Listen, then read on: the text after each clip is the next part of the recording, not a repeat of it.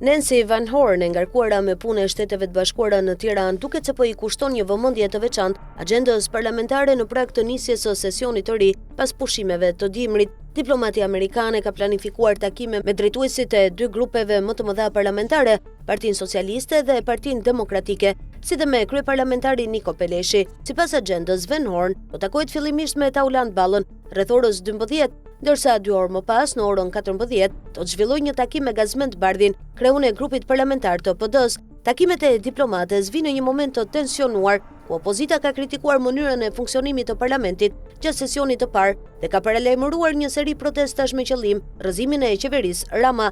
Gjithashtu, në radhët e opozitës ka patur zëra për kushtëzimin e raporteve të saj me Kuvendin, përfshirë mungesat në mbledhjet e komisioneve parlamentare, duke ndikuar në zhvillimin e procesit ligjor. Kuvendi ka përpara 2 reforma thelbësore, ato zgjedhore dhe ato territoriale. Për to janë ngritur komisione të përbashkëta, me përfaqësues nga opozita dhe opozita, me synimin e diskutimeve dhe miratimit të ndryshimeve që pritet të kenë ndikim të rëndësishëm në proceset politike dhe administrative të vendit. Ky interesi i diplomates Van Horn për sesionin e ri të Kuvendit tregon qartë vëmendjen që Shtetet e Bashkuara i kushtojnë zhvillimeve parlamentare në Shqipëri dhe dialogut mes forcave politike, veçanërisht në një periudhë kur tensionet politike janë të larta dhe pritshmëritë për reforma ligjore janë të mëdha.